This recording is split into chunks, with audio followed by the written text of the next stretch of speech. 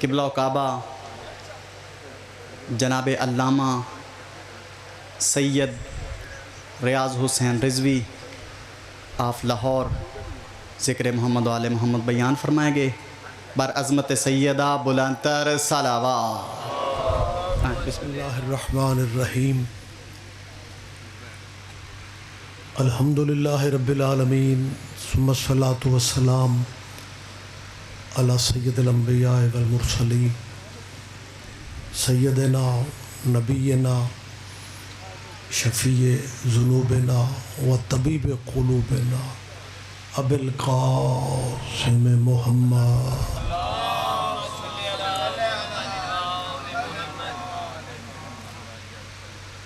اہل بیت الطیبین الطاہرین المعصومین المظلومین اما بعد قال اللہ تعالی حق سبحانہ فی کتاب المجید و خطاب الحمید وہو اصدق القائلین بسم اللہ الرحمن الرحیم هو الذی بعث فی الامیین رسولا منہم یتلو علیہم آیاتہ ویزکیہم ویعلمہم الکتاب والحکمہ وإن كانوا من قبل لفی ضلال مبین۔ اگر زحمت نہیں سمجھ رہے تو صلوات سارے صاحبان بلند آواز۔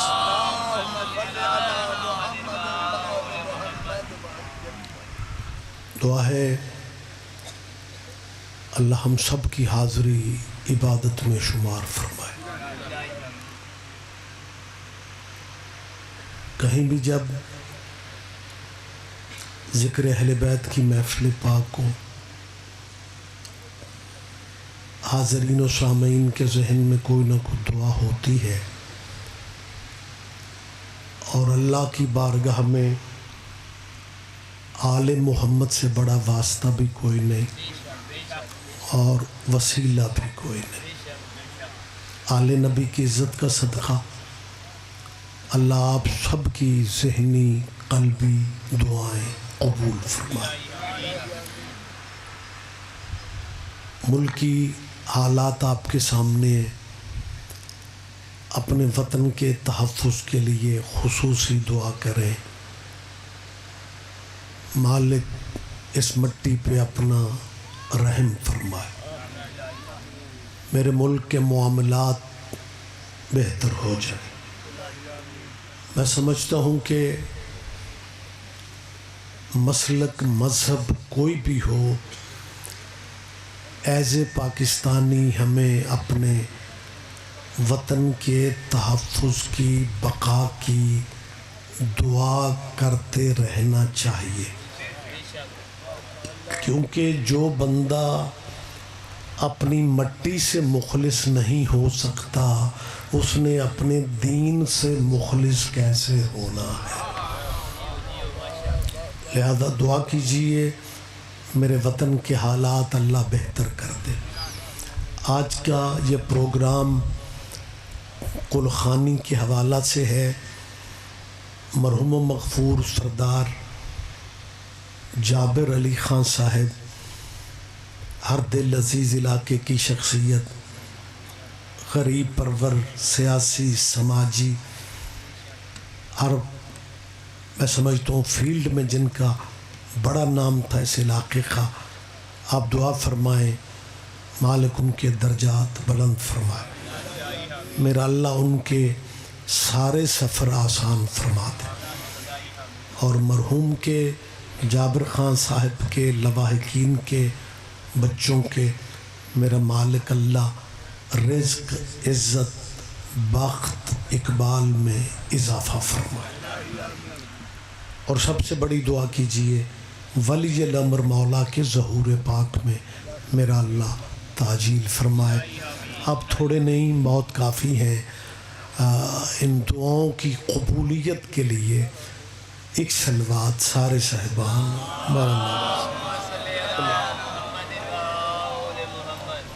اجازت ہے جی میں بات کر سکتا ہوں؟ صاحبان محترم،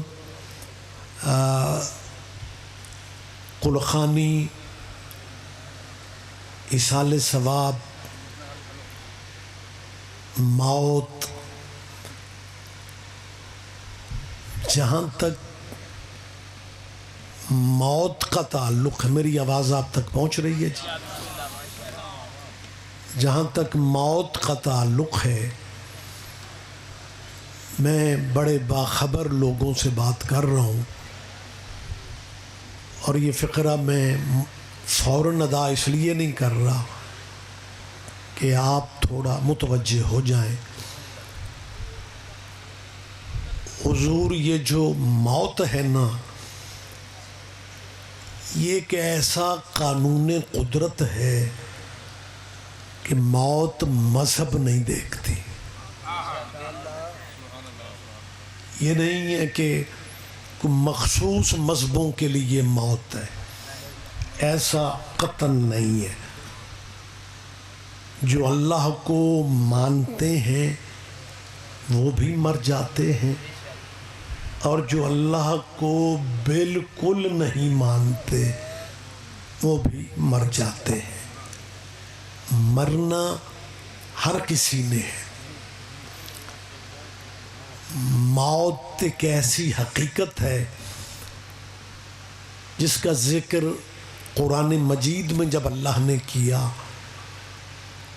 تو خدا نے بروج مشیدہ کے الفاظ استعمال کیے ہیں۔ خدا فرماتا ہے وَلَوْ كُنْتُمْ فِي بُرُوجٍ مُشَيَّدَةٍ، اللہ فرماتا ہے بندہ مضبوط قلعوں میں بھی چھپ جائے لیکن موت سے نہ بچ سکتا ہے نہ چھپ سکتا ہے۔ ایکو کم کرو ذرا اس کا، میں یہ لفظ دوبارہ کہہ رہا ہوں۔ خدا فرما رہا ہے کہ مضبوط قلعوں میں بھی بندہ موت سے بچ بھی نہیں سکتا اور چھپ بھی نہیں سکتا۔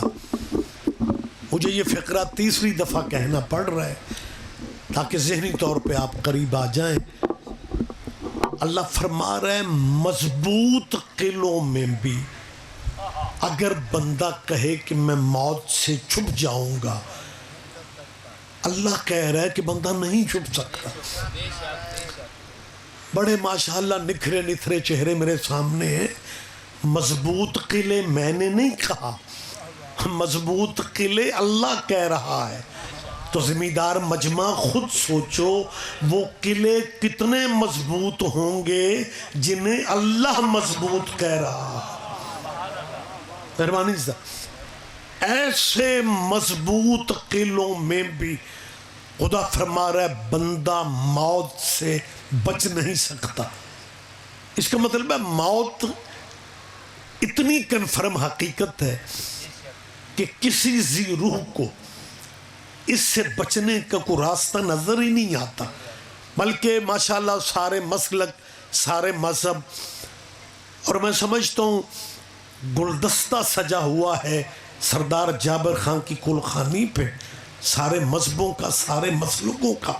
یہ مذہب جو ہے نا، یہ شیعہ، یہ اہل سنت، یہ اہل حدیث، یہ دیوبندی، یہ بریلوی، یہ اسی طرح ہیں جیسے برادریاں ہوتی ہیں۔ اللہ فرماتا ہے وَجَعَلْنَاكُمْ شَعُوبًا وَقَبَائِلَ لِتَعَارَفُوا، ہم نے یہ برادریاں اس لیے بنائیں تاکہ تم آپس میں پہچانے جاؤ۔ اتنی برادری کے گھر ہیں، فلاں برادری، فلاں برادری، فلاں برادری، جٹ ہیں، راجپوت ہیں، بلوچ ہیں، کھوکھر ہیں، کملانے ہیں، سیال ہیں۔ جے کو رہ جائے تو پلیز مجھے معاف کر دینا۔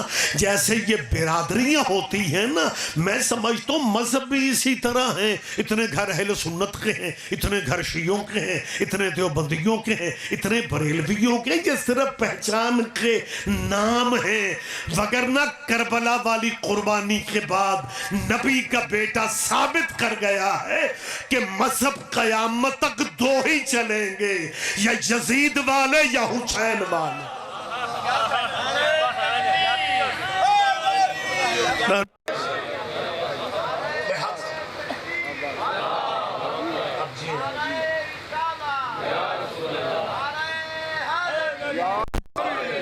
متوجہ ہے سرکار صاحبان گرامی قدر، لہذا لہٰذا میں سارے مسلکوں کی موجودگی میں، سارے مذہبوں کی موجودگی میں یہ فقرہ کہہ رہا ہوں کہ موت اتنی طاقتور ہے. پریشان تو نہیں آپ؟ موت اتنی طاقتور ہے کہ جتنے مذہب ہیں نا میرے وطن میں، اللہ سب کو سلامت رکھے، ہر مسئلے میں کوئی نہ کوئی اختلاف ایک دوسرے سے کر لیتے ہیں. یہ سحری کے ٹائم میں اختلاف ہے، یہ افطاری کے ٹائم میں اختلاف ہے، اور علماء کہتے ہیں کہ یہ اختلاف باعث رحمت ہوتے ہیں. چلیں میں یہ بحث نہیں کر رہا، بڑی اچھی بات ہے. ہر مسئلے پہ ہر مسلمان ایک دوسرے سے اختلاف کر جاتا ہے. موت اتنی طاقتور ہے کہ اس میں کسی کو اختلاف ہی نہیں. حضور اس میں میری طرف دیکھیں، میں آپ کی زیارت کر رہا ہوں، آپ دیکھ بھی نہیں رہے. یعنی یہ ایک اتنی بڑی حقیقت ہے کہ موت سے کوئی نہ مفر ہے، نہ بھاگ سکتا ہے، نہ بچ سکتا ہے، نہ کوئی اختلاف کرتا ہے. سارے مذہب، ذمہ دار علماء، ذمہ دار دانشور، پروفیسر، علماء، فضلاء، قائدین، رہبر، ذمہ دار دوست، پڑھے لکھے صاحبان، پنڈ پنچایت میں بیٹھنے والے، سٹی ایریاز میں رہنے والے، سارے اس حقیقت پر متفق ہیں کہ یار موت طاقتور ہے. اس کا مطلب ہے اس پہ بحث ہی نہیں ہے، دوسری رائے نہیں ہے. تو بندہ کہے جی میں اختلاف کرتا ہوں کہ موت طاقتور نہیں ہے. مجبور ہے ہر بندہ یہ تسلیم کرنے میں کہ موت طاقتور ہے، مرنا ہر کسی نے ہے. لیکن میں ریاض حسین رضوی اکثر ایک فقرہ کہتا ہوں، اپنی ساری طاقت کے باوجود موت شخص کو مار سکتی ہے، شخصیت کو نہیں مار سکتی. اللہ کرے میری بات پہ آپ دھیان دے جائیں. حضور موت شخص کو مار سکتی ہے. میری طرف دیکھیں، مہمان آتے رہیں گے، مہمان بیٹھتے بھی رہیں گے. آپ صرف میری طرف دھیان رکھیں تاکہ گفتگو جو ہے نا، یہ ذکر بہت بڑے قبیلے کا ہے. بے نیازی اچھی نہیں لگتی. اس ذکر میں بیٹھنا عبادت ہے، اور عبادت میں بندہ بیٹھ کے کبھی دائیں دیکھے کبھی بائیں دیکھے اچھا نہیں لگتا. آپ یکسو ہو کے میری بات پہ توجہ فرمائیں. ایکو اور کم کر یار، میری بات پہ دھیان دیں. میں یہ فقرہ پھر کہہ رہا ہوں، اور جب تک آپ متوجہ نہیں ہوں گے شاید مجھے بار بار کہنا پڑے کہ موت شخص کو مار سکتی ہے، شخصیت کو نہیں مار سکتی. سردار جابر علی خان شخص مرا ہے، شخصیت نہیں مری. شخصیت مر جاتی آپ اتنے سارے یہاں نہ ہوتے. اتنی مصروف زندگی میں سے وقت نکال کے یہ چلے آنا، آپ کا آ جانا اس بات کی دلیل ہے کہ شخص مرا ہے. سر اٹھا کے میری بات پہ توجہ فرما. اس بھائی کو جگائیں، ذرا میری بات پہ دھیان دے اور فریش ہو کے بیٹھو. یار بندے پہلے نمبروں پہ بیٹھ تو جاتے ہیں لیکن پہلے نمبر والے تقاضے پورے نہیں کرتے. میری بات پہ تھوڑی توجہ فرمائیں. اور بیٹا اپنے بیدار ہونا ہے یار، ہمت کرو. میں یہ لفظ تیسری دفعہ کہہ رہا ہوں، ایک ایک چہرے پہ میں دھیان رکھ کے بات کر رہا ہوں. موت شخص کو مار سکتی ہے، شخصیت کو نہیں. مجھے نہیں پتا اس پنڈال میں کتنے مذہب کتنے مسلک بیٹھے ہیں، لیکن پنجاب کے کلچر کے مطابق میں سبت الحسن بلوچ یا جابر خان صاحب کی فیملی کا مہمان نہیں ہوں. میں آپ سب کا مشترکہ مہمان ہوں. میں مہمانوں کے، سیدوں کے، اولاد رسولوں کے کہہ رہا ہوں. جس مذہب پہ ہو بے شک اسی پہ رہو، لیکن زندگی کم ہے. زد میں ٹائم ضائع نہ کرو.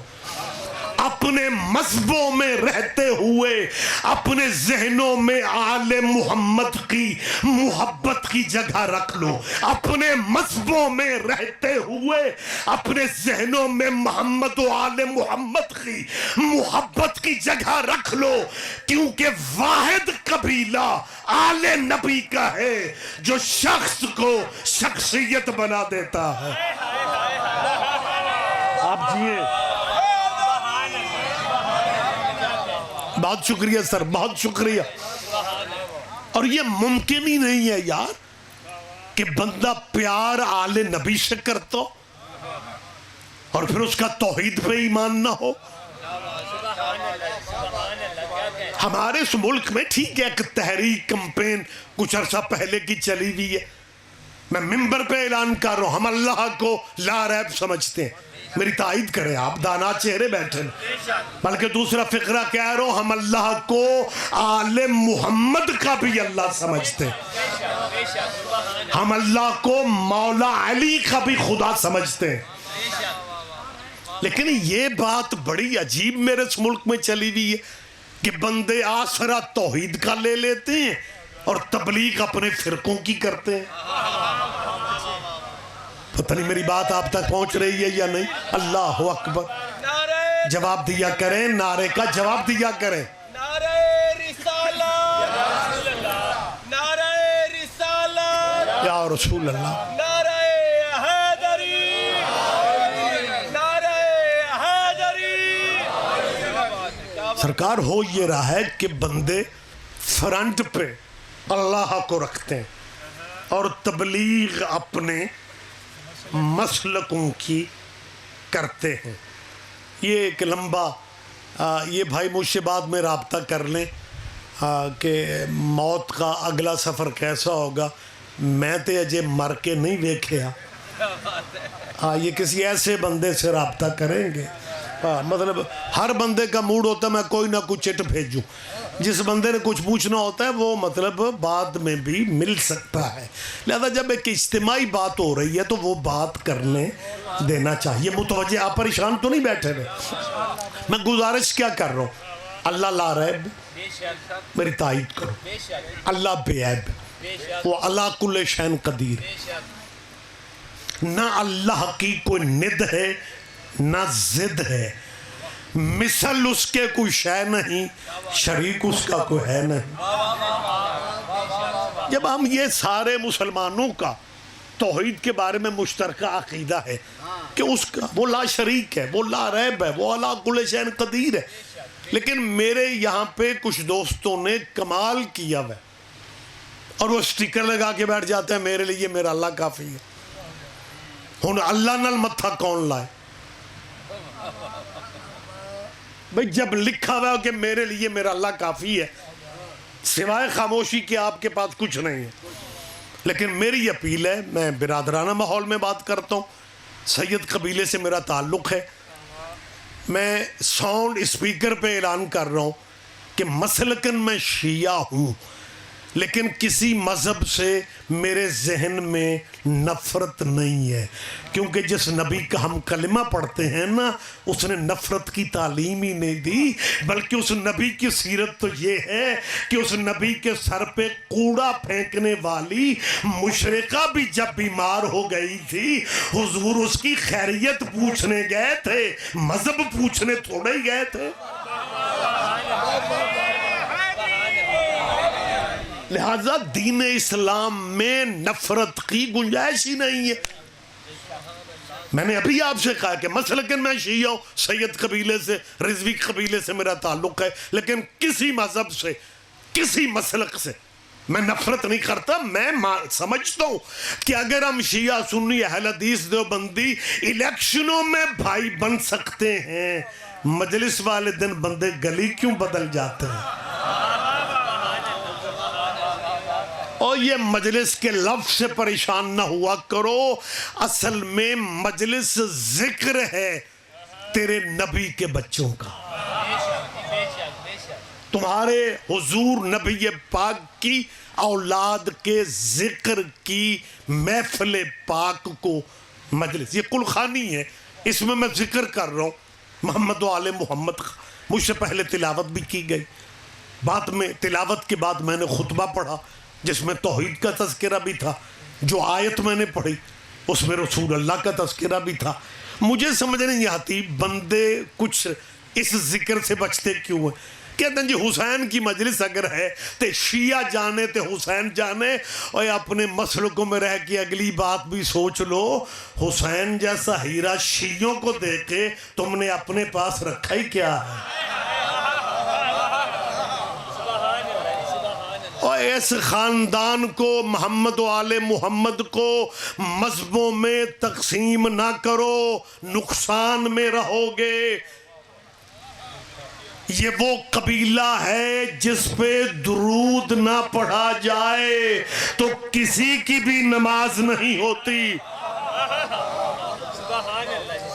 درود والے قبیلے کا ذکر ہو اور آپ کے ذہن میں تب مسلک، مذہب، نفرت نہیں آنی چاہیے۔ لہٰذا میں کلیئر کرنا چاہتا ہوں، ہم اللہ کی وحدانیت کا اقرار کرنے والے ہیں، لیکن ایک بات پہ زور دے دینا کہ میرے لیے میرا اللہ کافی ہے۔ وہ یار، یہ اللہ نے 2023 کے مولویوں سے کہا ہے کہ کہہ دیجیے ہمارے لیے اللہ کافی ہے۔ آپ چپ بھی اچھے لگ رہے ہیں۔ اور اللہ نے حضور سے کہا تھا، قل حسبی اللہ۔ حبیب، ان بت پرستوں سے کہہ دو کہ میرے لیے میرا اللہ ہی کافی۔ محمد آپ کہہ دیں کہ میرے لیے میرا اللہ۔ اللہ کو کافی کہنے کے لیے بندہ محمد ہونا چاہیے۔ اللہ کرے آپ دھیان دے جائیں، میری بات پہ دھیان دے جائیں۔ اور اگر ایک بندہ سمجھتا ہے نہیں جی ہر کسی کو اپنا عقیدہ مبارک ہے، ہمارے لیے تو بس اللہ ہی کافی ہے، تو میں الجھنے والی بات ہی نہیں کرتا، نفرت والی تعلیمات کا میں قائل ہی نہیں ہوں۔ اگر آپ بزد ہیں کہ نہیں جی ہمارے لیے تو اللہ کافی ہے، پھر مسلمانوں اللہ تمہیں زندگی دے، اللہ تمہیں بچوں کے مستقبل نصیب فرمائے، اللہ میرے وطن کی تلخیاں کم ہو جائیں۔ صرف اتنی میری بات سوچ لو کہ اگر اللہ کافی ہے پھر اپنا پریکٹیکل صحیح کرو، اور جب آذان دینے لگو نا پھر 4 دفعہ کہو اللہ اکبر، اللہ اکبر، اللہ اکبر، اللہ اکبر، اور آذان یہیں پہ ختم کر دو، کیونکہ اللہ کافی ہے۔ میرا خیال ہے آپ میری بات پتہ نہیں پہنچ رہی ہے یا نہیں۔ بھئی جب اللہ کافی ہے تو پھر اشہد ان محمد رسول اللہ کہنے کا ہمیں مقصد بتایا جائے کیا ہے۔ بندے پوچھتے ہیں جی علی ولی اللہ آپ کیوں کہتے ہیں؟ میں محمد رسول اللہ پوچھ رہا ہوں کہ آپ کیوں کہتے ہیں؟ او بھائی میرے، اللہ تمہیں زندگی دے، جب اللہ ہی کافی ہے تو آذان اللہ تک رکھو۔ ویسے بھی آذان کسی بھی مذہب میں واجب نہیں ہے۔ تسی سارے بھی چپ کر جو، میں پھر بھی ٹھیک کہہ رہا ہوں۔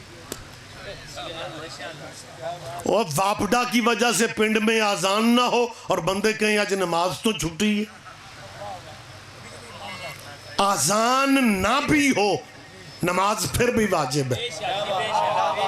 آذان تو خبر ہے، اطلاع ہے کہ عبادت الہیہ کا وقت ہو چکا ہے۔ تو جب اللہ کی عبادت کا وقت ہی بتانا ہے تو اللہ اکبر، اللہ اکبر، اللہ اکبر، اللہ اکبر۔ ویسے بھی امت کے پاس ٹائم کم ہے، ہو سکتا ہے مختصر اذان زیادہ کامیاب ہو جائے، کیونکہ لمبی اذانیں تو کچھ لوگوں کو اچھی نہیں لگتی۔ لیکن ہمیں یہ بسم اللہ تشریف لائیں جی، آپ بھی جئیں جی، آپ جئیں، خیر و برکت ہو جی۔ اجازت ہے میں بات جاری رکھوں؟ مہمانان گرامی بیٹھ رہے ہیں اور گفتگو میں جاری رکھے ہوئے ہوں، کیونکہ ٹائم بڑا آپ لوگوں کا قیمتی ہے اور میں زیادہ ڈیٹیل میں بھی نہ جاؤں کہ آپ پریشان ہو جائیں۔ کلخانی یہ بعد میں ختم ہے۔ جو میں گزارش کر رہا تھا کہ اگر اللہ کافی ہے تو آذان اللہ تک ہونی چاہیے تھی۔ چلو آگے ایک قدم بڑھاتے ہیں۔ اگر اللہ ہی کافی ہے تو کلمہ بھی صرف لا الہ الا اللہ تک رکھنا چاہیے تھا۔ ویسے بھی پاکستان کا مطلب کیا؟ اوے اللہ والو، ہے کو مسلمان؟ اوے جب تک حسین کے نانا کا کلمہ نہ پڑھو اسلام نظر ہی نہیں آتا. بے شک بے شک سبحان اللہ. میں نے پہلے کلیئر کیا ہم اللہ کی وحدانیت کے خلاف تو سوچ بھی نہیں سکتے یار, لیکن خدا را یہ شرعی چالاکیاں نہیں ہونی چاہیے. جس قبیلے کو اللہ نے جو مقام دیا ہے وہ مقام آپ کو تسلیم کرنا چاہیے. بے شک بے شک ہے کو مسلمان جس کا کلمہ لا الہ الا اللہ پہ ہی ختم ہو جائے؟ ایسا میری طرف دیکھو میرا بیٹا, اور زحمت فرما اس بچے کے کندھے پکڑیں جی, اور دھیان دو ممبر کی طرف. ادھر دیکھ بیٹا, متوجہ رہیں, گفتگو کا لطف ہی نہیں آتا. اصل میں یہ قریب والے بندے ہی پریشان کرتے ہیں.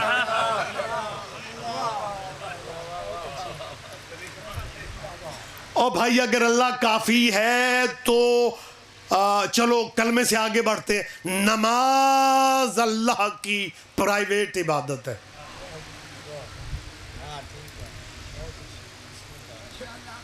میں کل ہی لطف لے رہے ہیں. اور ذمہ دار پڑھے لکھے دوستو, نماز وحدہ لا شریک اللہ کی پرائیویٹ عبادت ہے. یہ لا شریک اللہ کی ذاتی عبادت ہے نماز. تو اللہ کی نماز میں تو صرف اللہ اللہ ہونا چاہیے, کیونکہ اللہ کے لیے ہے. واجب قربتاً اللہ, سارے مسلک نیت یہی کرتے ہیں, ہاتھ باندھ کے پڑھیں یا ہاتھ کھول کے پڑھیں, نیت یہی ہے کہ واجب قربتاً اللہ کی نیت سے نماز پڑھی جاتی ہے. جب اللہ کے لیے نماز ہے, اللہ کی عبادت ہے, تو اللہ کی عبادت میں اللہ اللہ کرنا چاہیے تھا. بانی شریعت کا, نبیوں کے سردار کا فرمان سنا رہا ہوں. حضور فرماتے ہیں لا صلاۃ الا بفاتحۃ الکتاب. حضور فرماتے ہیں کسی کی نماز ہو ہی نہیں سکتی جب تک وہ فاتحہ والی سورت نہ پڑھے. اور جب سورہ فاتحہ اتنی اہم ہے تو پھر بندوں کو تو موقع ڈھونڈنا چاہیے تھا فاتحہ پڑھنے کا. لیکن وہ کچھ نصیبوں والے ہمارے بھائی ہیں جو فاتحہ سے بچتے ہیں. کہتے جی ہمارے مذہب میں ہے ہی نہیں, مرنے والوں کے لیے دعا نہیں کرنی. بھائی مرنے والوں کے لیے دعا کیوں نہیں کرنی؟ کہتے جی مرنے والے کو دعا نہیں پہنچتی, وہ عمل جو خود کر کے جاتا ہے بس وہی آگے پہنچتے ہیں. یہ جو برادری, رشتہ دار, اہل خانہ, دوست, احباب اکٹھے بیٹھتے ہیں, قلخانی کے نام پہ کھانا بہت بڑا پکتا ہے, کھاتے خود ہیں, سمجھتے ہیں ثواب جابر خان کو ملے گا. جب کھاتے خود ہو تو ثواب وہاں تک کیسے پہنچے گا؟ مہمان ہو کے پوچھ رہا ہوں, اگر آپ کے ذہن پہ بوجھ ہے نا کہ یہ قلخانیوں کے کھانے کھاتے خود ہے, کہتے ہیں ثواب مرنے والے کو ملے گا, ذہن ہی نہیں مانتا. میں منت کر رہا ہوں 10 ذی الحج کو سارے فرقے قربانی دیتے ہو, گوشت خود کھا جاتے ہو.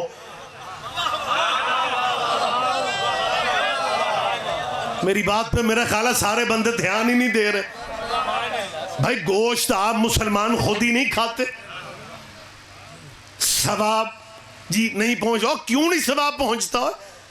اور قربانی حضرت ابراہیم تک پہنچ رہی ہے جی, وہ اللہ کا نظام ہے, یہ بھی اللہ کا نظام ہے. اور اگر میرا مجمع اجازت دے, بسم اللہ تشریف لائیں جی, اگر میرا مجمع اجازت دے, میں آج ایک بات کلیئر کرنا چاہتا ہوں. ایک بات کہی جاتی ہے, آپ پریشان تو نہیں بیٹھے ہوئے, میں آپ کا وقت زیادہ تو نہیں لے گیا سرکار؟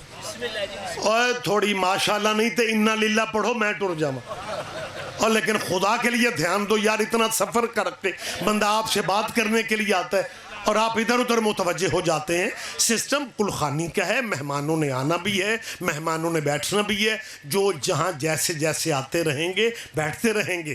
آپ یہ جو تار ہے نا اسے نہ ٹوٹنے دیں, آپ توجہ میری بات پہ رکھیں. میں کیا گزارش, پتہ کیا کہتے ہیں, بات سے بات نکلتی ہے, مجھے بات کرنا پڑ جاتی ہے. کہتا جی مرنے والا جو عمل خود کرے وہ آگے پہنچتے ہیں.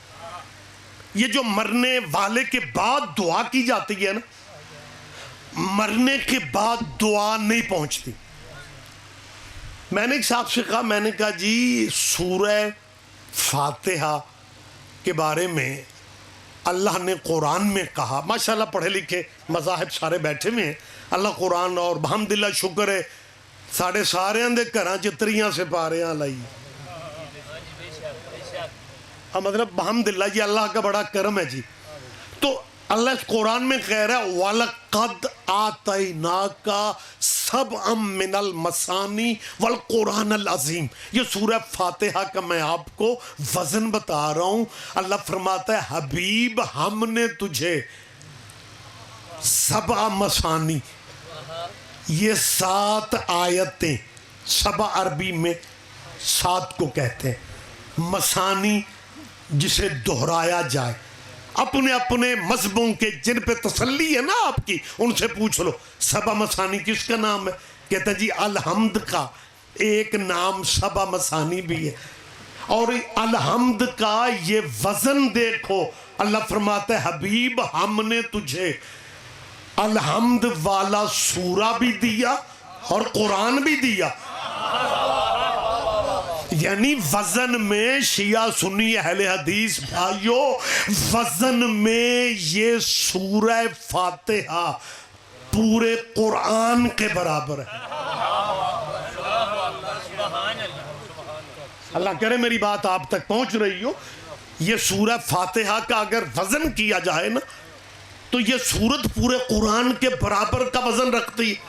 میں نے ایک صاحب سے کہا کہ اتنا وزنی سورہ ہے، مرنے والے کے لیے اگر یہ بھی پڑھا جائے تو ثواب نہیں ہوگا. کہتے ہیں نہیں.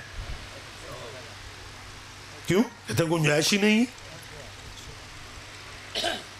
وجہ کہتے ہیں بس اللہ کا ایک نظام ہے، اللہ نے زندگی دی تھی آپ کو، اللہ نے موقع دیا تھا اچھے عمل کرنے کا. جو اچھے عمل آپ نے کر لیے وہی کام دیں گے. مرنے کے بعد دعا نہیں پہنچتی. مرنے کے بعد جب تک آپ نے متوجہ نہیں ہونا نا، میں نے بھی فقرہ ضائع نہیں کرنا. کہتے ہیں جی مرنے کے بعد دعا نہیں پہنچتی. آپ چپ رہ گئے تو مجھے میرا خیال ہے دور تک دکھ رہے گا جاتے تک. اور جھنگ کا سیانہ مجمع اگر مرنے کے بعد دعا نہیں پہنچتی پھر یہ نماز جنازہ کیا ہے؟ نہیں میرا خیال ہے سارے بندے دھیان ہی نہیں دے پائے. بہت شکریہ سر، آپ جی ہیں، آپ زندہ و سلامت رہیں یار. میں کوئی بیٹھک میں بیٹھ کے باتیں کر رہا ہوں، میں کوئی ڈرائنگ روم میں بات کر رہا ہوں یار، پبلک میں بات ہو رہی ہے. اور یہ جو کیمرے ہیں یہ تو اتنے ظالم ہیں کہ یہ ہم مولویوں کو اب مکرنے بھی نہیں دیتے. لہذا کیمروں کے سامنے تو بندے کو مزید محتاط ہو جا. میں تو دعائیں مانگتا ہوں اللہ پاک اگر یہ سی ڈی سسٹم بننا ہی تھا غدیر ہی پہ بن گیا ہوتا، دنیا اپنی آنکھوں سے دیکھ لیتی کہ بازو کس کا تھا، پکڑا کس نے تھا، اور مبارک دینے والی لائن میں کون تھا. مہربانی سر، زندہ و سلامت رہے آپ.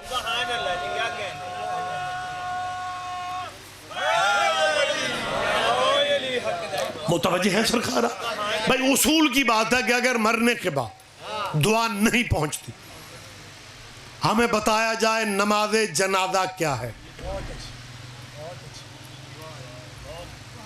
جی بس اللہ نے موقع دیا تھا جی، دعا نہیں پہنچتی. اور بھائی کیوں نہیں پہنچتی؟ الحمد پڑھوں پھر بھی ثواب نہیں پہنچے گا. جابر خان کے لیے پڑھا جائے گا تو نہیں پہنچ. کہتے ہیں جی جب جگہ ہی نہیں ہے وہاں کچھ جانے کی، قبر میں کھڑکیاں تھوڑی لگی ہوئی ہیں، کچھ نہیں پہنچتا. کوئی بات نہیں قبلہ، اب تلخی میں نہ ہے. اگر کچھ نہیں پہنچتا تو پھر ہم نے کئی علماء کو دیکھا ہے کہ جب جنازے کے ساتھ چل رہے ہوتے ہیں وہ مرنے والے کے بیٹے کو کہتے ہیں بیٹا دکھ تو بڑا ہے لیکن اپنے آنسو پوچھ لو. اگر مرنے والے کو رویا جائے اسے عذاب پہنچتا ہے، ثواب نہیں پہنچتا. یہ قبر ون وے ٹریفک ہے. میری بات آپ تک پہنچ رہی ہے یار؟ میں جو کہہ رہا ہوں یہ بہت شکریہ سر، یہ قبر ون وے ٹریفک ہے یار، کہ جہاں عذاب پہنچ جاتا ہے.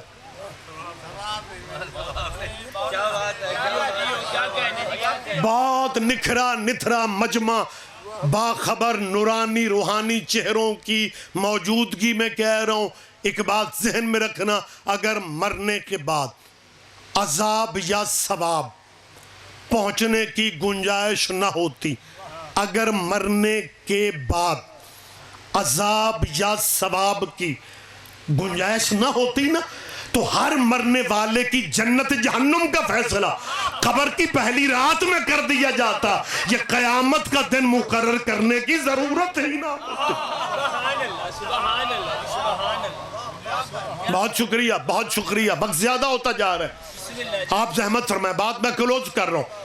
او بھائی میرے، اگر آپ سمجھتے دیکھیں اللہ لا رہب ہے، میں بار بار کہہ رہا ہوں اللہ بے عیب ہے، اللہ سے بڑی۔ بسم اللہ حضور قبلہ محترم تشریف رکھیں، مولانا جی میرے مہربان ہے جی، انور علی صاحب تشریف لے آئے، متوجہ ہیں سرکار آپ۔ میرا خیال ہے ان کی میرے بعد تقریر نہیں ہے، آپ پریشان نہ ہو جائیے گا، وہ کلخانی میں شامل ہونے کے لیے بیٹھے ہیں، بندے گھبرا جاتے ہیں یار آج مولویاں دے ہاتھ آ گئے۔ میں کوئی آپ کو مولوی لگ رہا ہوں؟ اوے مولوی انور علی صاحب بھی باریک ہیں، میں بھی باریک جسم کا، مطلب میں کوئی 68 kg میرا وزن ہے، حالانکہ میرے وطن میں مولوی سمجھتے ہی اسے ہیں جڑا کرسی چ پورا نہ ہے۔ لیکن یہ بات میں بالکل قریب ہو کے بالکل اختتام کے قریب لا رہا ہوں، میں گزارش یہ کر رہا ہوں کہ اللہ کی وحدانیت کنفرم ہے، میری طرف دیکھ کے پلیز رحم فرمائیں گے، آپ کم از کم قریب والے تو دیکھتے رہیں، بات میں زیادہ زحمت نہیں دے رہا ہوں، میں چھوڑ دیتا ہوں یہیں پہ بات، اگر آپ ڈسٹرب ہیں تو مجھے کوئی ضروری نہیں ہے آپ سے باتیں کرنا۔ مہربانی سر جی ایک صلوات کی عبادت فرما لیں تاکہ مہمان بیٹھ جائیں۔ اللہم صلی علی محمد وآلہ۔ اجازت ہے، آپ اجازت دے رہے ہیں، آپ بھی اجازت دے رہے ہیں بھائی جی، میں بات یہ کم از کم مکمل کر لوں۔ اپیل گزارش کیا میں کر رہا تھا کہ اگر اللہ اور جو نظریہ دے دیا گیا ہے کہ جی بس یہ ہمارے لیے اللہ ہی کافی ہے، صرف اللہ، فقط اللہ، بس اللہ، اللہ ہی اللہ۔ مولانا میں نے آپ کے آنے سے پہلے یہ گزارش کی ہے کہ اگر اللہ صرف اللہ ہی کافی ہے تو پھر آذانیں اللہ اکبر پہ ہی ختم کر دینی چاہیے، یہ رسول اللہ کی رسالت کی شاید گواہی کی ضرورت نہ ہی ہوتی، لیکن تیرا رسول اللہ کے بغیر آذانیں مکمل نہ کرنا اس بات کی دلیل ہے کہ اللہ نے بتا دیا ہے میں بھی کافی نہیں ہوں، محمد کی ضرورت ہے۔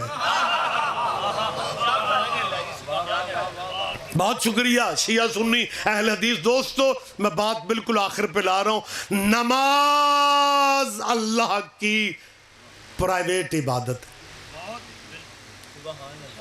الحمد کے بغیر کسی بھی مسلک کی نماز مکمل نہیں ہے۔ اگر اللہ کافی ہے، الحمد میں کیا ہے؟ مسلمان کہتے کچھ ہیں کرتے کچھ ہیں، جی ہمارے لیے بس اللہ کافی ہے جی، اور بھائی اللہ کی کبریائی سے انکار ممکن ہی نہیں ہے، لیکن آپ یہ اللہ کا سہارا لے کے آپ اپنے مسلکوں کو اگر آگے بڑھانا چاہتے ہیں تو یہ بات مناسب نہیں ہے۔ سارے مل بیٹھ کے ایک گلدستے کی صورت میں آتے ہو تو میری بات پہ صرف توجہ دے لو، میں 6ویں دفعہ کہہ رہا ہوں نماز اللہ کی ذاتی عبادت ہے، لیکن الحمد میں بندے کیا کہتے ہیں؟ بسم اللہ الرحمن الرحیم، الحمد للہ رب العالمین، حمد صلی اللہ کی جو عالمین کا رب ہے، الرحمن الرحیم، رحمان بھی ہے رحیم بھی ہے، مالک یوم الدین، یوم جزا کا مالک ہے، یوم الدین کا مالک ہے، یوم سزا کا مالک ہے۔ اور پھر کیا کہتے ہیں؟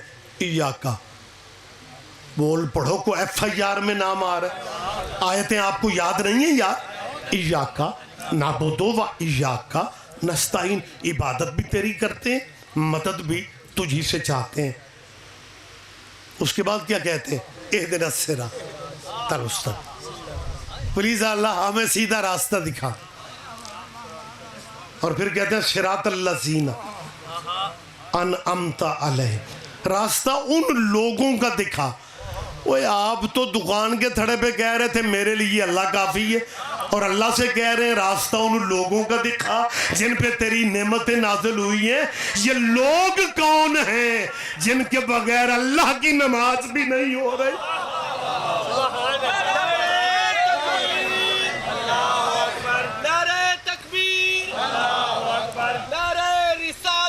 یا رسول اللہ، نعرہ رسالت،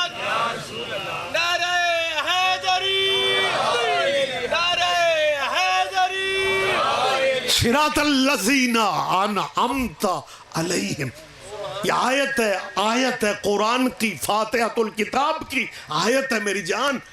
اللہ سے بندے کہتے ہیں کہ راستہ ان لوگوں کا دیکھا. اور راستہ تو اللہ سے اللہ کا مانگنا چاہیے تھا کہ اللہ ہم تیرے بندے ہیں، ہمیں اپنا راستہ دکھا. لیکن کوئی بھی مسلک ہو، کوئی بھی مذہب ہو، بندے کئی کہتے ہیں جی نماز تو ہم ریگولر پڑھتے ہیں لیکن یہ تو کبھی سوچا ہی نہیں ہے. میری جان یہ کو قبیلہ ہے، مذہب مسلک. میں 6ویں دفعہ کہہ رہا ہوں اپنوں پہ رہو. یہ چھوڑ دو باتیں کہ یہ تقریریں اس لیے بندے کرتے ہیں، یہ لوگوں کو اپنے مذہب میں لانا چاہتے ہیں. آپ اپنے مذہب پہ رہیں، آپ اپنے مسلک پہ رہیں. میں نے پہلے بھی کہا ہے لیکن زندگی کم ہے، ٹائم ضائع نہیں کرنا چاہیے. ٹائم ضائع مت کرو. صرف اتنا بتا دو مذہب مسلک. پھر کہہ رہا ہوں اپنے رکھ کے اپنی مرضی کے دانشوروں سے پوچھ کے صرف اتنا ذہن میں رکھ لو، یہ نعمتوں والا قبیلہ کون سا ہے.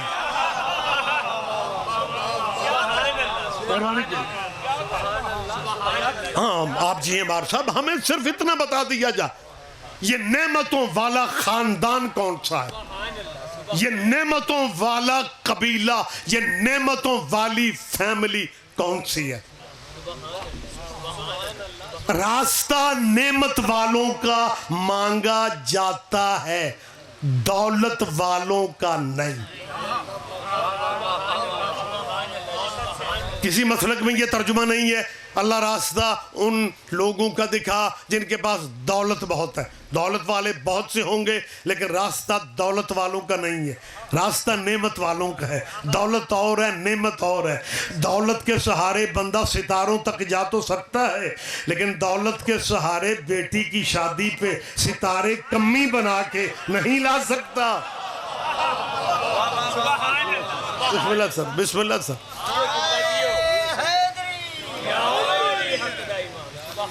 ہمیں صرف اتنا بتا دیا جائے کہ وہ نعمتوں والا خان. ایک صاحب مجھ سے پوچھنے لگے، یہ عرصہ پہلے کی بات ہے، رضوی صاحب یہ نعمتوں والی فیملی یہ واقعی ہم نے تو کبھی نہیں سوچا. یہ وحدہ لا شریک اللہ کی عبادت ہے اور اللہ سے بندہ نماز میں کہتا ہے کہ راستہ بندوں کا دکھا، اور پھر بندے کہتے ہیں غیر اللہ کا خیال بھی آئے تو نماز باطل ہو جاتی ہے. پھر بچی کس کی ہے بھائی؟ جب آپ نماز میں کہہ رہے ہیں کہ راستہ ان لوگوں کا دکھا جن تو لوگ ذہن میں آ گئے نا، یہ لوگ ہیں، اللہ نہیں ہے. کوئی اللہ سے تو مانگا جا رہا ہے کہ راستہ ان لوگوں کا دکھا. کہنے لگا رضی صاحب یہ کون بتائے گا؟ میں نے کہا جی نماز خود بتا رہی ہے نعمتوں والے کون ہے. کہنے لگے نماز جو ہم پڑھتے ہیں. میں نے کہا جی میں اپنی بات تھوڑی کر رہا ہوں، آپ ہی کی کر رہا ہوں. کہنے لگے جی ہماری نماز میں نعمت والوں کا ذکر ہے. میں نے کہا ہاں. کہنے لگا کہاں پہ؟ میں نے کہا سلام پھیرنے سے پہلے درود ابراہیمی پڑھتے ہو؟ کہنے لگا جی درود ابراہیمی نہ پڑھا جائے تو نماز ہی نہیں ہوتی، وہ لازم ہے، وہ واجب ہے. میں نے کہا سناؤ درود ابراہیمی کیا ہے. کہنے لگے اللہم صلی علی محمد وعلی آل محمد. میں نے کہا نماز اللہ کی ہے، اس میں آل محمد کہاں سے آ رہے ہیں؟ اس کا مطلب ہے یہ قبیلہ. اچھا یہیں پہ درود ختم نہیں ہو رہا، باقی آگے بھی پڑھا جاتا ہے کما صلیت علی ابراہیم وعلی آل ابراہیم انک حمید مجید. اللہ درود بھیج اوپر محمد صلی اللہ علیہ وآلہ وسلم، درود بھیج اوپر حضور کے اور ان کی آل پہ جیسا تو نے درود بھیجا اوپر ابراہیم کے اور ابراہیم کی آل پہ. پہلے محمد کی آل، پھر ابراہیم کی آل. نماز اللہ کی تھی، کرنا اللہ اللہ چاہیے تھا، ہو آل آل رہا ہے.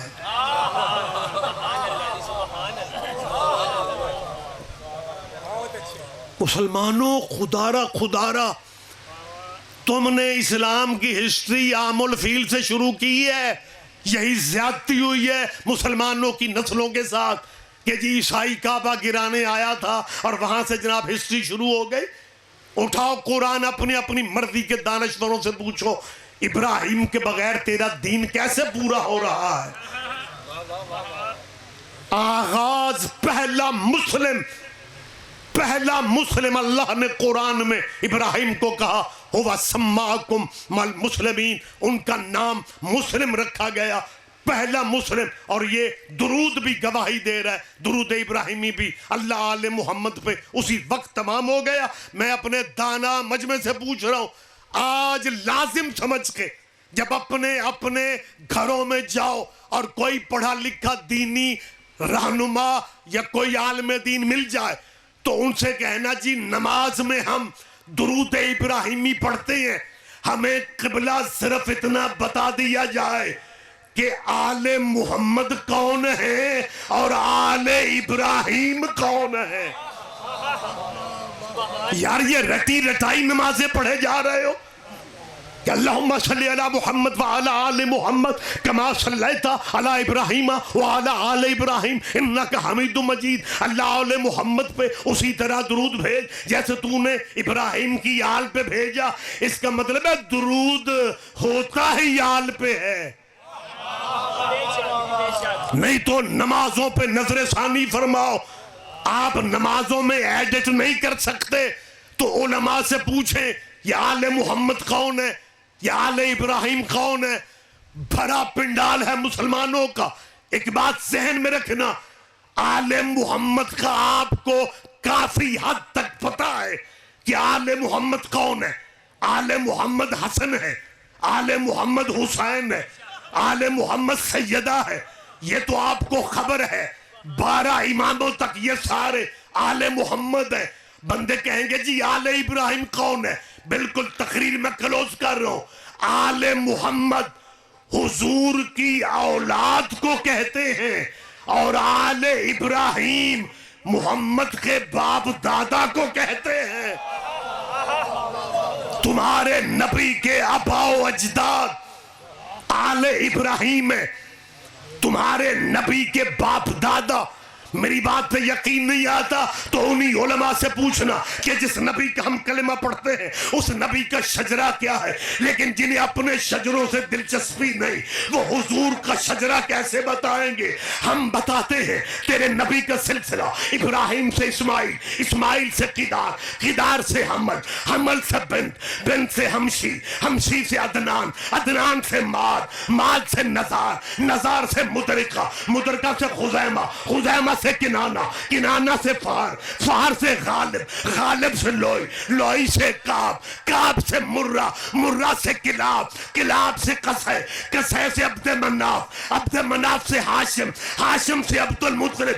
جب عبد المطلب تک یہ سلسلہ آ گیا فقسم اللہ ذالک النور بجزین، سردار عبد المطلب کی پشت میں اللہ نے اس نور کے 2 حصے کر دیے. ایک حصہ حضرت عبداللہ کی پشت میں آ گیا، دوسرا حصہ ابو طالب کی پشت میں آ گیا. جو عبداللہ کی پشت میں آیا وہ محمد بن گیا، جو ابو طالب کی پشت میں آیا وہ علی بن گیا.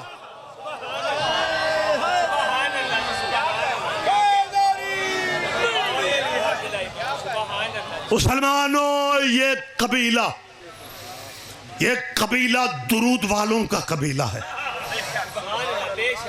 لیکن اگر درود والے قبیلے کی دنیا کو قدر ہو جاتی تو پھر درود کی وارث کو بھائیوں کی مقتل سے نہ گزارا جاتا. پہلا حصہ جو میں نے گفتگو کا آپ سے کیا وہ اسے ہم فضائل کہتے ہیں. یہ جو لفظ میں نے کہا ہے اور دھاڑ مار کے رونے کی آواز اسے ہم مصائب کہتے ہیں. جنہیں کبھی کبھی ذکر سننے کا موقع ملتا ہے وہ پریشان ہوتے ہیں فضائل کیا ہے، مصائب کیا ہے. میں 2 لفظوں میں بتا رہا ہوں. فضائل انہیں کہتے ہیں جو اللہ نے اولاد محمد کو دیے اور مصائب اسے کہتے ہیں جو امت نے اولاد محمد کو دیے. روتی آنکھوں سے دعا مانگا کرو، اللہ بیٹی دشمن کی بھی دکھی نہ ہو. پنچایتی چہرے میرے سامنے بیٹھے ہوئے کچھ دوست کہتے ہیں یار سمجھ نہیں آتی، ایک واقعہ تھا ہو گیا، یہ روتے کیوں ہیں؟ اس بستی کا نام کیا ہے جہاں ہم بیٹھے میں؟ عذرآباد۔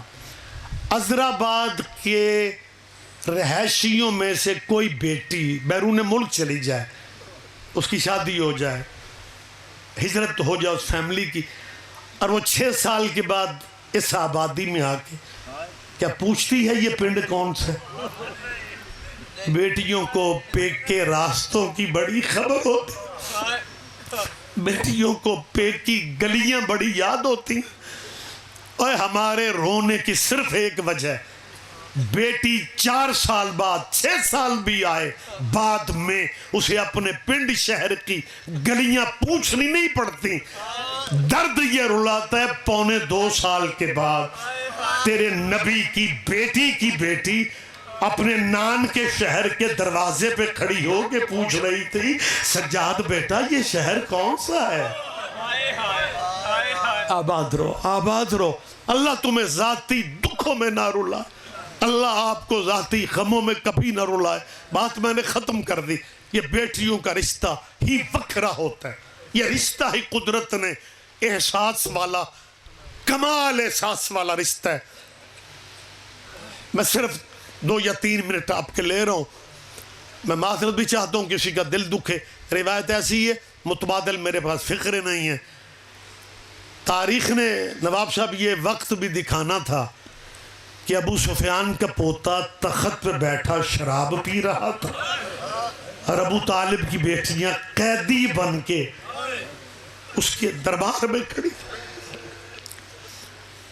دربار یزید میں ملکی غیر ملکی مہمانوں کو بلایا گیا تھا رعب ڈالنے کے لیے۔ یزید بتانا یہ چاہ رہا تھا کہ جو میرے خلاف بغاوت کرے میں یہی سزا دیتا ہوں۔ میری طرف دیکھ بھائی، میں نے پہلے معذرت کر لی ہے، دل دکھے مجھے معاف کرنا۔ ان مہمانوں میں روم ایک سلطنت تھی، اب بھی ہے، عیسائی سفیر تھا، اس کی نظر حسین کی منتوں والی بیٹی، اللہ اس بی بی کا صدقہ آپ سب کی بچیوں کے نصیب نے آمین کہا کرو۔ کچھ ٹائم دعائیں قبول ہونے کے ہوتے ہیں۔ اس عیسائی سفیر کی نظر یہ چیخ مار کے روتا ہوا اٹھا، یزید کے سامنے جا کے کہتا ہے میں تیرے مذہب کا نہیں ہوں لیکن تیرا مہمان ہوں نا، میری ایک بات مان لے، اس چھوٹی قیدن کو یا سزا سنا دے یا پیشی کی تاریخ کوئی اور دے دے۔ اس بچی کو میں دیکھ رہا ہوں، اللہ جانے کتنی راتوں کی جاگی ہوئی ہے، اللہ جانے کتنے سفروں کی تھکی ہوئی ہے، یہ ایک قدم اٹھاتی ہے زمین کا رنگ بدل جاتا ہے۔ جب سفیر روح عیسائی سفیر نے، عیسیٰ کا کلمہ پڑھنے والے عیسائی سفیر نے جب حسین کی بیٹی کی سفارش کی ہے نا، عزادارو یزید کہتا ہے بچی تیرا نام کیا ہے؟ علماء بھی موجود ہیں، بچی کے لب ہلتے ہیں، آواز کوئی نہیں سنتا۔ یزید نے پھر کہا بچی میں پوچھ رہا ہوں تیرا نام کیا ہے؟ یزید کے لب ہلے لیکن آواز نہیں۔ ایک ظالم ہے زجر بن قیس، مقتل میں ان کا نام ملتا ہے۔ زجر بن قیس کو یزید غصے میں دیکھ کے کہتے ہیں یہ حسین کی بیٹی اپنے آپ کو سمجھتی کیا ہے؟ میں حاکم پوچھ رہا ہوں، یہ میرے سوال کا جواب نہیں دے رہی، ان کا رہا بھی کوئی نہیں، ان کا بچہ بھی کوئی نہیں، مجھے معاف کرنا۔ زجر بن قیس یزید کی آنکھوں کی تلخی سمجھ کے بچی کی طرف چلتا ہے، بچی کی طرف خالی ہاتھ نہیں تھا، یہ خالی ہاتھ نہیں تھا۔ جب یہ چلا ہے تو مولا سجاد کی آواز آئی اور میری بہن پہ ظلم نہ کرنا، میری بہن سوالوں کے جواب دے رہی ہے لیکن میری بہن کے گلے میں رسیاں اتنی تنگ ہیں کہ آواز کوئی نہیں سن رہا۔ بس گفتگو تمام ہو گئی۔ زجر بن قیس آگے بڑھتا ہے، سیدہ نے پھر ہاتھ سے روکا۔ زجر کہتا ہے مولا سجاد سے، حسین کے بیٹے سے کہ تیری یہ بہن ہے، اپنی بہن کے گلے کی رسیاں خود ڈھیلی کرو۔ یزید بچی سے کچھ پوچھنا چاہتا ہے، مولا سجاد نے اپنی ہتھکڑیوں والے ہاتھوں کو دیکھا۔ زجر بن قیس ایک سپاہی کو کہتا ہے بیچارہ کیسے کھولے گا بہن کے گلے کی رسیاں، اس کے تو اپنے ہاتھوں میں ہتھکڑیاں ہیں، اس کی ہتھکڑیاں کھولو تاکہ یہ بہن کے گلے کی رسیاں۔ بیٹیوں والو آپ جس مذہب کے ہیں لیکن تیرے نبی کے اجڑے گھر کی کہانی ہے، تیرے نبی کے اجڑے گھر کا قصہ ہے۔ جب کہا نا کہ میرے ہاتھوں کی ہتھکڑیاں، سپاہی نے فوراً کھول دیں تاکہ سجاد اپنی بہن کے گلے کی رسیاں کھولے۔ ہتھکڑیاں کھلی، ہاتھ آزاد ہوئے۔ مدت کے بعد بہن کے گلے کے قریب آزاد ہاتھوں سے حسین کا بیٹا آتا ہے اور رسی کھولنے سے پہلے مولا سجاد کے دونوں ہاتھ جڑ جاتے ہیں اور ہو کے کہتا سکینہ میں تیرا کہاں کہاں شکریہ ادا کروں گا، اپنی رسیاں بعد میں کھلوا رہی ہے، میری ہتھکڑیاں پہلے کھلوا دی ہیں۔ پردیس میں تجھے پینے کا پانی ملتا تھا، تو خود پیاسی رہ جاتی تھی، میرے زنجیروں پہ پانی ڈال دیتی تھی۔ سجاد عرب کی گرمی ہے، لوہا گرم ہو گیا ہوگا، زنجیر بس وقت زیادہ ہو گیا۔ حسین کے بیٹے نے حسین کی بیٹی کے گلے کی رسیاں کھولی۔ یزید نے پھر اسی لہجے میں کہا بچی تیرا نام کیا ہے؟ بی بی کہتی ہے نام تو میرا بھی فاطمہ ہے، لیکن میرا بابا مجھے پیار سے سکینہ کہتا ہے۔ یزید کہتا ہے تیرے بابا کو تجھ سے بہت پیار تھا، سکینہ کو موقع مل گیا بابا کی باتیں کرنے کا۔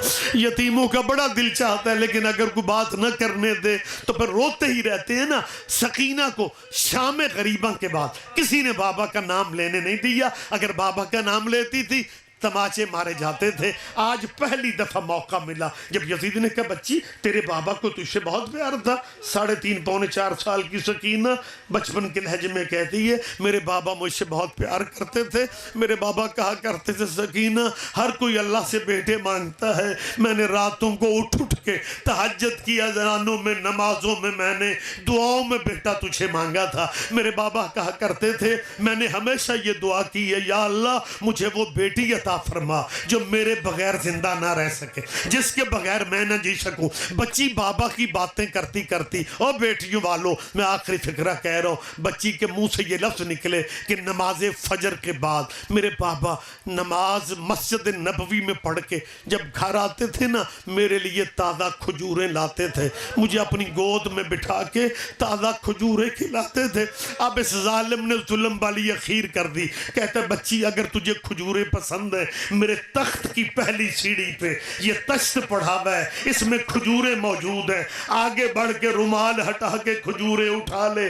بی بی نے مولا سجاد کو دیکھا، پھپھیوں کو دیکھا، جب اجازت ملی یا بیٹیوں والوں مجھے معاف کرنا، سکینہ حسین کی منتوں والی بیٹی آگے بڑھی ہے۔ پھر تھوڑا آگے بڑھ کے سکینہ بی بی نے کانپتے ہاتھوں سے رومال تشت والا ہٹایا، نیچے کھجوریں کب تھیں؟ بابے کا سر تھا، حسین کا سر دیکھا، بابا کے منہ پہ منہ رکھ کے رو کے کہتی ہے میرا نواب بابا، میرا شہنشاہ بابا، بابا آنکھیں کھول، جس ظالم نے تجھے مارا تھا اس کا جب جی چاہتا تھا میرے منہ پہ مارتا تھا۔ اِنَّا لِلَّهِ وَإِنَّا إِلَيْهِ رَاجِعُونَ۔